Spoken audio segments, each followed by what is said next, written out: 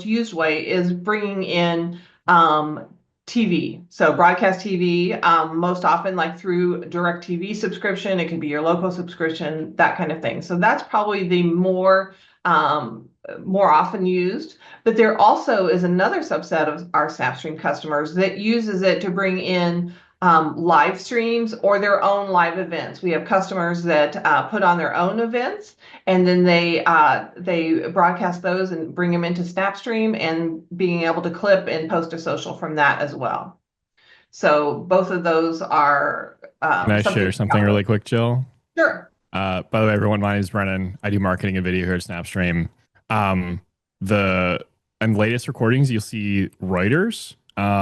So we do have the potential to put those live feeds Jill was mentioning in, and also I personally would kind of uh, do a method to get like YouTube and stuff in the software. So if anyone needs help doing those things, Right. those practices literally built a news brand while I was there helping clip with SnapStream, and late night too. So if anyone has questions about those backgrounds, we'd love to hear it. But yeah, Reuters specifically, if you're interested, I'll put my email in the chat too, and we'll see if we can get you set up. Thanks, Brennan.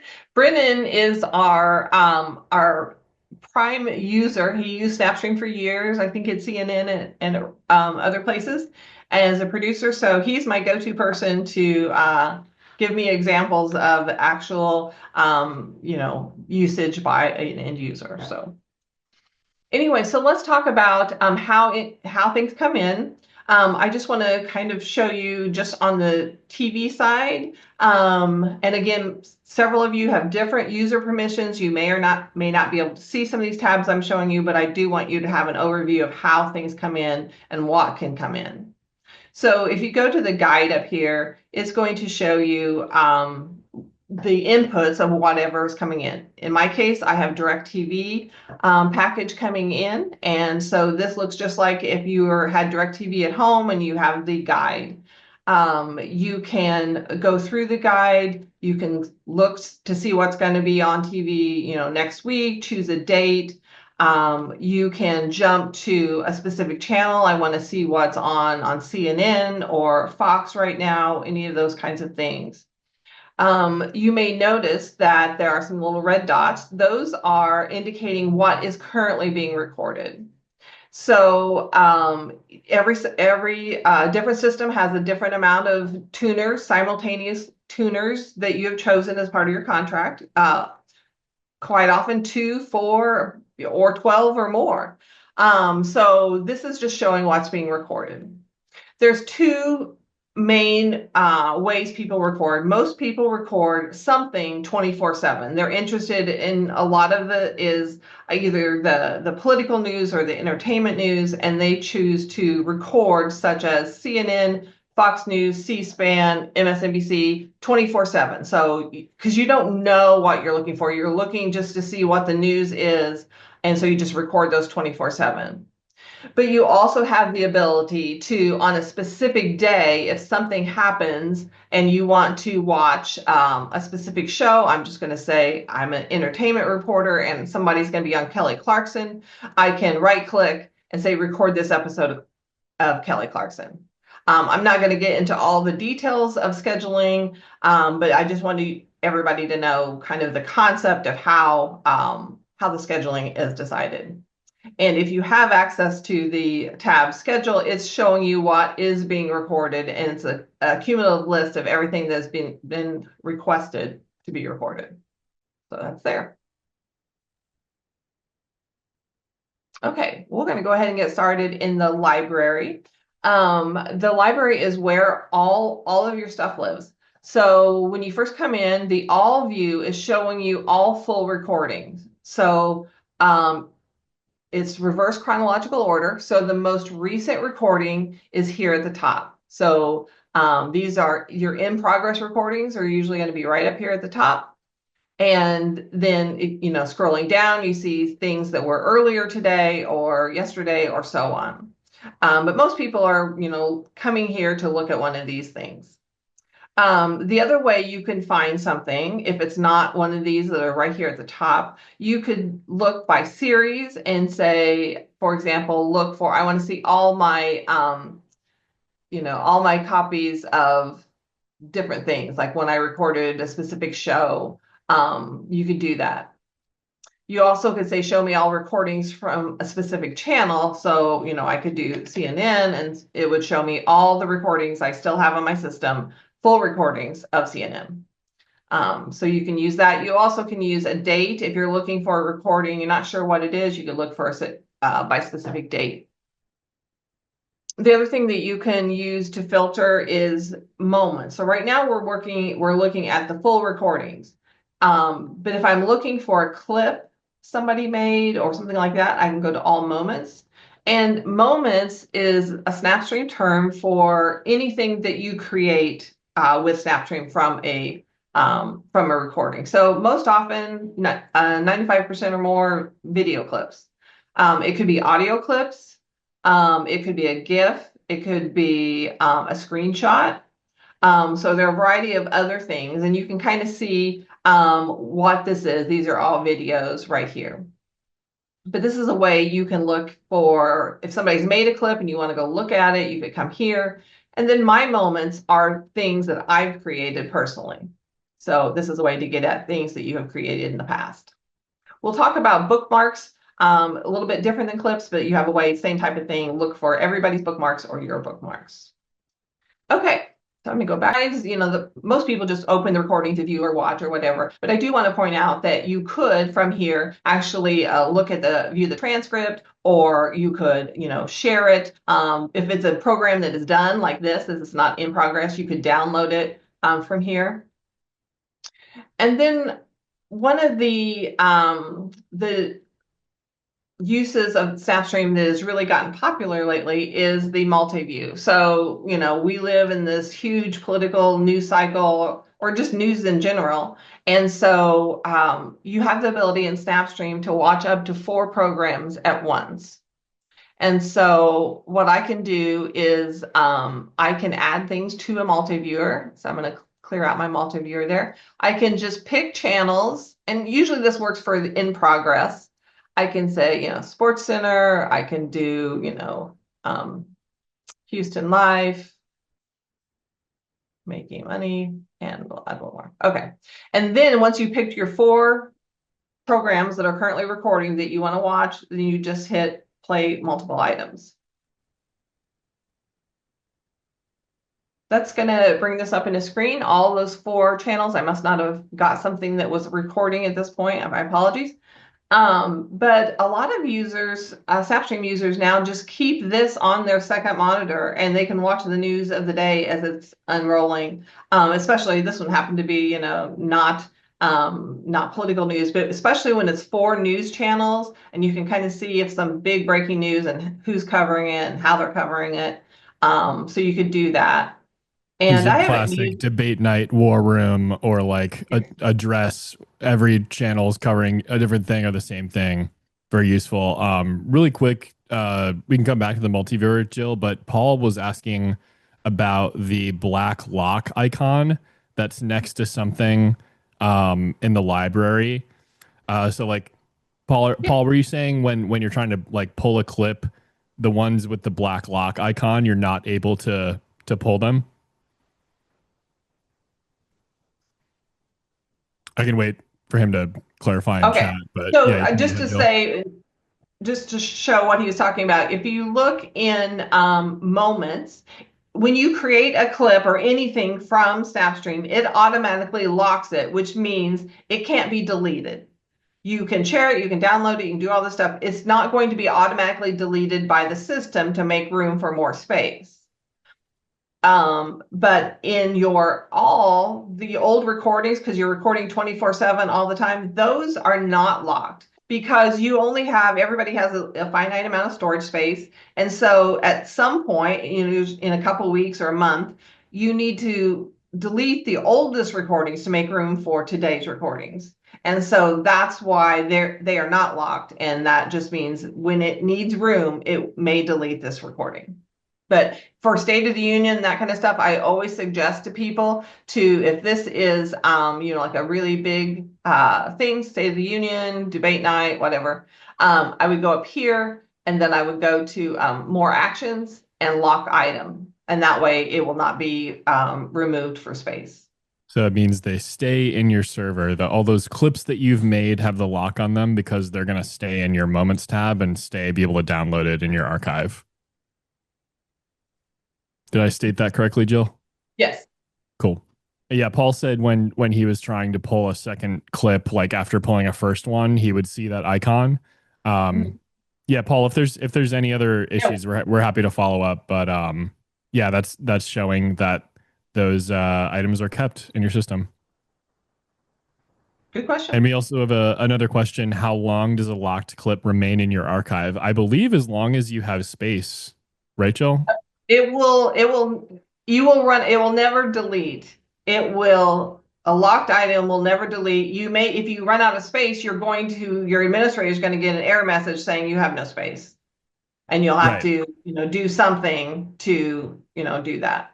But it will not, if you have it locked, we will not delete it by system or anything like that. Right. Um, yeah, let us know if you want any more clarification on that. I think that was Mayuko who asked that. Um, and then Zach is asking, what's the longest a SnapStream recording can run for? Most TV segments are going to be the hour of that program, just because that's how their programming is scheduled. It's usually like these blocks you see on Jill's screen where it'll be like 2 p.m., 3 p.m. hour. But if you have a custom feed or like a stream that you're inputting in a SnapStream, I believe that is pretty much indefinite as long as you have Yeah. space. Isn't that right? Yes, because quite often, people that are bringing in live events, they have a day-long event, they keep the camera going all day. It's, over an 8-hour recording. Yeah. And that can be good or bad, that a huge recording sometimes gets a little unwieldy to work with. Sometimes people like to, chop it up into the segments or whatever. Yeah, I think Davos Media Security Conference. There's tons of examples of, and then Right. like if there's C-SPAN, for example, is an example of that too. If there's a big day on like the Senate floor where it's just like an hour of like or like hours of floor speeches, that will occasionally be a big block for it as well. Zach, if there's anything you're interested in recording for longer sessions on or want like things not in hour blocks, you can let us know. Yeah, Thanks for the definitely. questions, everyone. These are great questions, and we can follow up on any of them that we need to. Okay, so let's talk about actually kind of using the system. I'm back to the front screen, and these are the most recent recordings. So this is a good place to get, like, oh, I'm coming in here to watch News Nation now, and I could just, access it from here. And these are my most recent clips. So I came in, I'm like, oh, my friend Brennan made this clip. I want to look at it. And so I can, just open the clip directly from here. So we're going to get to how to actually create your clips, but I just want to show you this. So this is just the clip. So this is just the part that he clipped, but I can go and like, oh, this is a really cool clip, but I want to see the original that it came from. What recording did this come from? So I can, if the recording is still on your system, you'll have this play original and it will take you back to the full recording, the source of this clip. And if you go to the moments list, you see all the clips that were made by this recording. So maybe, I looked at the one I thought Brennan made and I'm like, oh, I think I'd like it a little bit different or do something different. I can come here back to the full recording, see all the clips that have been made. You can filter it by user, like who made this clip. You could filter it by what kind of a moment it was, like screenshots. These are, I think, all video clips, but you could say, I just show me the screenshots or the bookmarks or that kind of thing. So that can be really handy as a tool, as an organization tool to see everything. This is something we would use if we had an intern or an associate producer go and like monitor something for us. Um, it was useful to check the chapters automatically made, but also check like the clips they had flagged or made. And then you can, of course, like greenlight those for social or like some other larger cut you're doing. Cool. So let's talk about the clipping interface.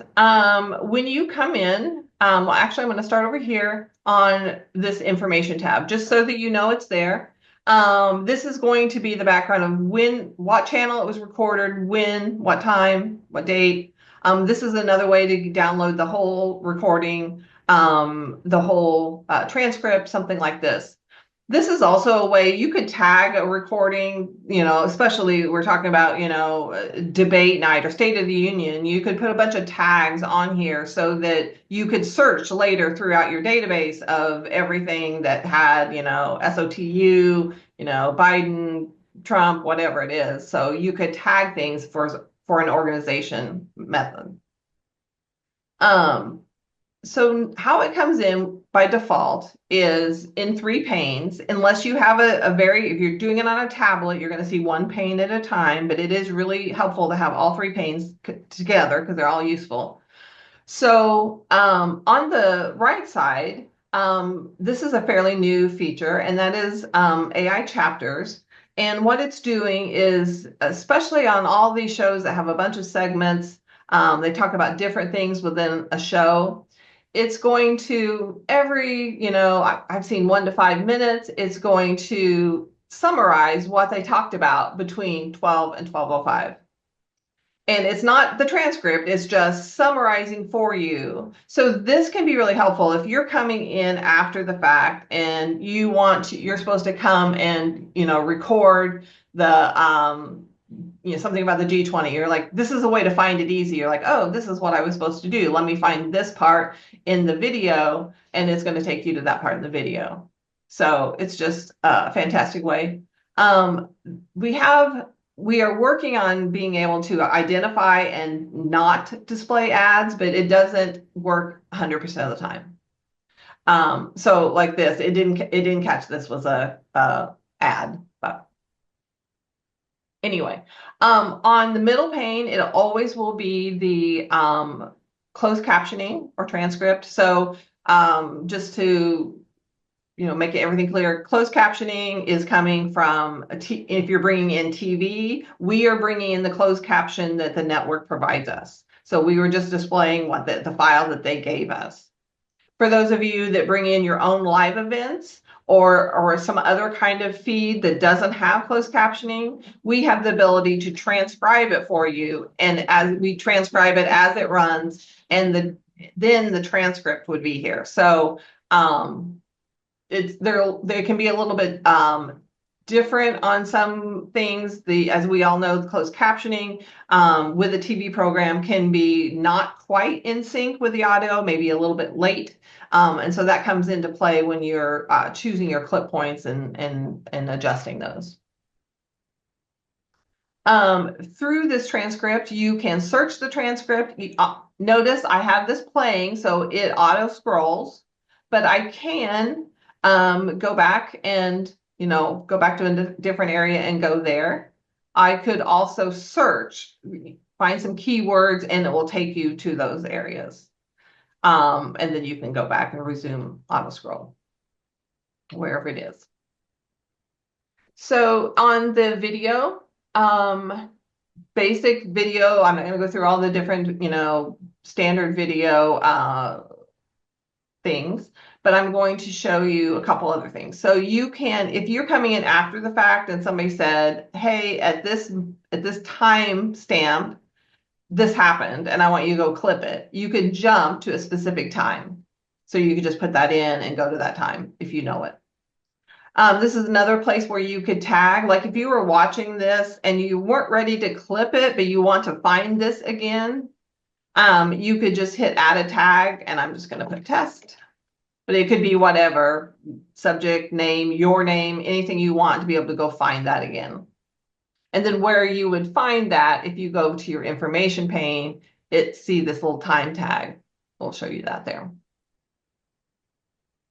Okay, the other thing that you can do here is that I want to point out is take a screenshot.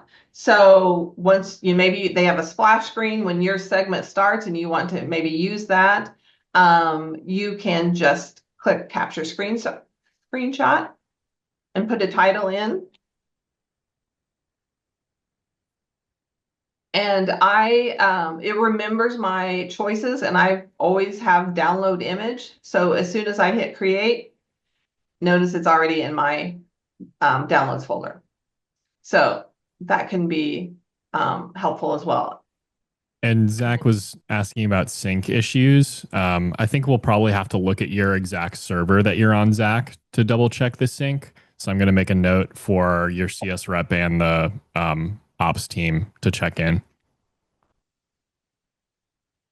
So you see also my screenshot is going to the moments list as well. I'm going to flip to real quick to a live recording. This is, happened to be older. So I'm just going to go into this.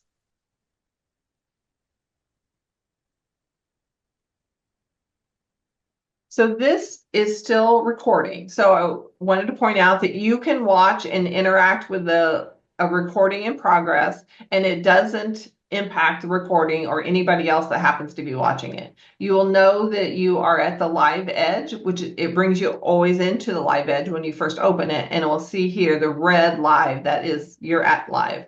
But if you came in late and you wanted to go back and watch something earlier, you could do that. And then you could hit this to join back to the live edge. So this is really good for you're doing live clipping of a show, of a big event, or your own event, or something like that. You can interact with this live recording. Okay. I'm going to talk about the different ways you can set your clip points and how they might be used for different reasons.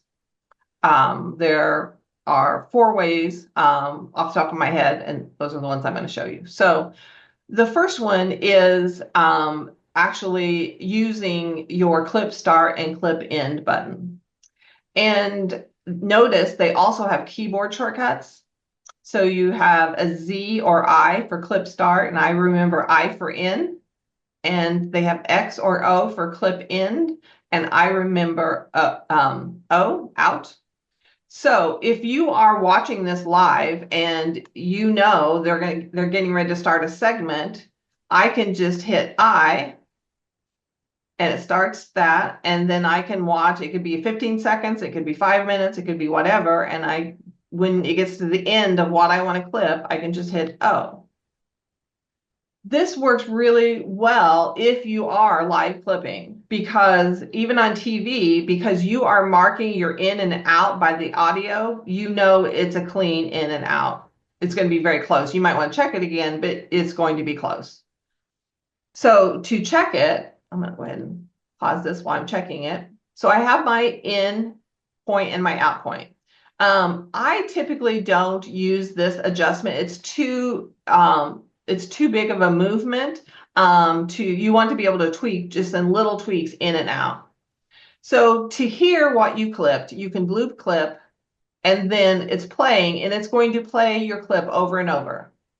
But you want to hear the first couple seconds over and over. So I can just keep hitting skip to start, and it keeps playing the beginning over and over. As you're doing that, you can use these buttons to nudge it back 1 frame or 1 second, or forward 1 frame or 1 second. So if you came in early or late on when you did your endpoint, you can adjust it here. And then once you have that as you like it, you can loop the end and do the same thing over here and adjust your out point further by second or by frame. Notice while we were here, it went ahead and created started a clip. Clip only is the last thing that I did. It remembers your choice. So while we were adjusting, it took the closed captioning of what we clipped, of the segment we clipped, and suggested a title for the clip. You obviously can change it to any title you want. If you have your own clipping nomenclature and you want to use that, that's great. But this is, if you're clipping fast, it's a great way to at least have a subject of the clip. So when you have a moments list at the end that has 25 clips, you can kind of find that different topics. Another place where you can use tags that you can, in the future, go ahead and use to search for. If all I want to do, that's all I want to do, I can just hit clip, and that can get started, and I can go on to my next clip. So in this case, a lot of time what I do is I just go back to my transcript. I maybe join back live and, start to do my other clip. So the other way that you can create a clip, so those first two were using the icons or the keyboard shortcuts. The other one is by actually using the transcript. So if you are reading through the transcript and you think, okay, this is my quote. This is my quote that I want. You can, when you let go, it will have this option of set clip points. So in this case, you're setting it based on words in the closed captioning. And we talked earlier that sometimes TV broadcasts, the closed captioning is not right on with the audio. So for these that you do this way, I would definitely want to listen to my whole clip, my in and my out, to make sure that I don't need to adjust it. So definitely want to do that. But it's a great way if you need to, it's a long clip. It's a great way to do that, to get the most of the clip there and then just do your minor adjustments. And then the last way that you can do a clip is, cancel this, go back here, is from your chapters. So if this is what you want to clip, them talking about this, you can just use the little clip chapter scissor button and it's going to set your in and out points for this time codes. Again, as always, you want to listen to it and make any adjustments, but another fast way to get to the general area that you want to clip. So the other thing that's kind of related to clipping, we mentioned it earlier, was bookmarks. And so sometimes when you're collaborating, the person that is finding the moment is not going to be the person that is actually going to, finish it up and make a clip title and post it or, download it or, do all those kinds of things. Maybe that's somebody else's job. You kind of share the work. Somebody finds the area, the moment, somebody, edits them and, posts, somebody else maybe posts to Twitter. So this is one way you can do that is if my job as an intern is to find the moment, I can just say, here's save clip, and I'm going to say, whatever. I was given a list of things to find, and this was the first one, so I'm just going to say topic A. And then I go and find my next one, and I just keep doing my job where I make bookmarks. And so the bookmarks are here in the moments list. So if my job as the intern's boss is to come and look at all their clips, I can filter by bookmarks, and I can, if more than one person is making bookmarks, you can also filter by user. And then I'm going to flip this over here so we can see we're completely out of there. You can bring this up, the supervisor or whoever can bring this up to clip it and listen to it and think, you know what, they should have included a little bit more at the beginning or the end or whatever, and make your adjustments. So that's really the value of using a bookmark, is that if you think there might be adjustments need to be made, if they would have made a clip, you would have had to go back to the original recording, find it, and reclip it. But if you do a bookmark, I can still edit the in and out points. Okay. The other things that you can do, we won't go into details on everything, but one of the things you can do is clip and transform. So that is for if you want to have a watermark. Try the other one. So down here. So you can put things in the corner and that would go. So if you created it and downloaded it, or you created it and posted it, you could have your logo on there. The other thing that you can do we call branding is a intro and or outro. So if you want to have a little quick segment before your clip and after, maybe, brought to you by, or your logo at the beginning, or, maybe terms of use on the end or something like that, you could load those up and add those as well. We have options. This is a way you could, if you wanted to create an audio only clip, we have people that use SnapStream for podcasts. So they make some audio clips for their podcast. You also can change the target quality if you have a reason to have other qualities. We do have a cropping. I call it kind of rudimentary. It doesn't have, I'll just be, upfront with you. It doesn't have the ability. I'm going to turn this off so I can see a bigger thing here.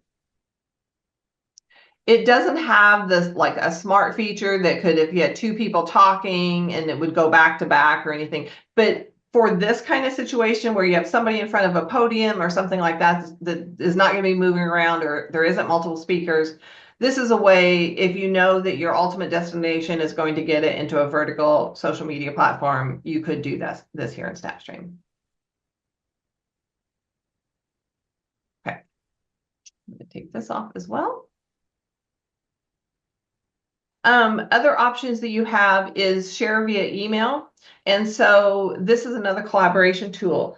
So you could put email addresses in here of who you wanted to go to, and they will get a link where they can view and download. It's a view only link. They don't have they don't have to have SnapStream access, and they could access it that way. So my caveat with this is it works great for some collaboration of hey, what do you think of this? Do you know, should I change it? Anything like that. But this is not going to be the full quality clip. So if somebody needs it the full quality because they're going to put it on a website or something like that, you're going to want to download and share it or export it to them. And then the other thing I wanted to point out, you can do GIFs, is you can do exports. So you can either export an individual item, or you can export, you can actually set up automatic exports. Every time I make a clip, export it to Dropbox, something like, or a Google Drive or a OneDrive or something like that. So we do have that ability. And now I'm going to talk about clipping to social. I'm assuming, Brennan, you haven't said anything, so there hasn't been anything you need to stop me for. Yep. If anyone still has questions, feel free to type them in the chat. So we have options to go directly to some other platforms. Four of those are social media, and then one is Slack. So I'm going to start with Slack first because it's kind of a little different. It's another collaboration tool. So a lot of people that live clip an event, they have lots of people working on it. And so maybe they have quite a team that not everybody has SnapStream access. So you want to collaborate with those people as well. So once you attach your Slack account, then you can send it to an individual or a team, a channel, any kind of channel, and then anybody that is in that channel can watch the video and download it from the Slack channel. So if you have Slack, I would highly recommend utilizing this. Probably after that, the most common is to X. So let's talk a little bit about social media profiles. There's two kinds. There is a global profile, so for your company. So maybe your company only has one main Twitter account. And so whoever administers your system would put it in admin, and then they would assign which SnapStream users were allowed to use it. And they do that all behind the scenes in admin. So if you see something, an account on this list, then you can use it. The other way that you can get a account is you can set up your own account through the profile. And I'm actually going to open a new tab so we don't lose where we are. And so in your profile, you have a place down here to add your different accounts. And these are just for you personally. Nobody else can see them. So you can create your own account. So if I was going to X, let me actually go back and set my clip points a little bit better. So to make it a little bit more meaningful, maybe this was what I did. Okay, it probably is. So it's getting the title. If I go to X, you have this option and it's generate AI summary. Obviously, most people have a very specific posting method that they use. But I actually kind of enjoyed looking at the summaries that they suggest with some hashtags they suggest. So obviously you can delete this and create your own, but it's kind of a fun thing to play with. So when you write your post, most everybody does a clip. You could post a GIF or a screenshot instead, and you have your other options of of cropping or anything, but typically not used in Twitter. Down here you have a few advanced options. Again, watermark or branding. But mostly you can either post right now or you can queue it and then somebody else reviews it and they review the queue and then post from the queue. So you could do either one of those things. So I'm just going to hit post. Mine is a test account. No, I have no followers. I have no friends on there. So there's nobody to judge me on my clip quality that I grab in training. But you see that going on there. The other really cool Twitter posting function is a reply to. So as most of you all know, Aaron Rupar is, big Snap streamer. He is the king of Twitter threads, and he does that with SnapStream. So, he starts the night, whatever it is, the debate or whatever, a speech, something, and he makes one tweet. And then when that tweet is done, there's going to be a link on here that says copy post URL. And then I can go and I can find my next post. We'll say that I'm going to go to a different point in here. And I can pick something else, set clip points. And then I can, I want to make that a reply to. You can just use this reply to button and then take this URL that will be down here and put it in here and then write your reply to post. And so this will do your threads. You also can see in the social tab all of your, mine failed, sorry. You can go to the social tab and you can see all of your queued or your posted tweets. And you could take this to go view them, or you could It probably repost them. failed because of the recent Twitter API stuff. Yes. We probably have to re-enter the account. So Yes. if anyone has legacy or old accounts in your system and you're getting that error fail, Twitter updated their API access, so you may have to re-add those account credentials. And again, when it says to authorize SnapStream to use the account, none of us at the company or our system sees that login. It is just the mirror to Twitter's credentialing. Right. We don't see or have store your credentials. But good point. Yes, I'm sure it was due to the recent API change and I hadn't refreshed my account. But similar things through Facebook. You can do similar type of thing. There isn't a reply to on that. There isn't a threads, but same type of options if you want to go directly to Facebook. With YouTube, you have options of the category or your privacy level there. And then one of our biggest growth areas is people posting to Blue Sky. So all of those things can go directly. Okay. I'm assuming everybody's doing okay. I want to finish up today with some searching tools. And so there's a variety of things that you can use. The one that's always been there is here at the top. I can talk about, there's a lot going on South Africa. So it's obviously a very generic, and what it's going to search is the guide. So it guide data. If you're looking for something like somebody's going to be a guest on this show or whatever, and somebody's name, it would find that there. But it's what you have recorded and is on your system is what it's searching. It's not going to search things that have been deleted. It's going to search what's on your library, your entire library, and find all mentions of that. Now, notice whenever I hover in that bar, there is search tips. And I would definitely recommend going out there. It gives you all kinds of good examples of how to word a search to get what you want.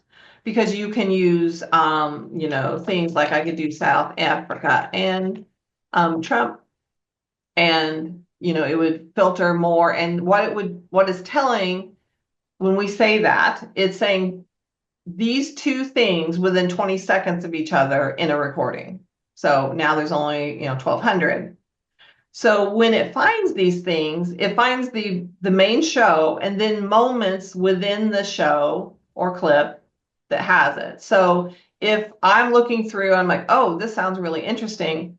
If I hit play, it's going to go through my library, find this recording, and bring you to this moment.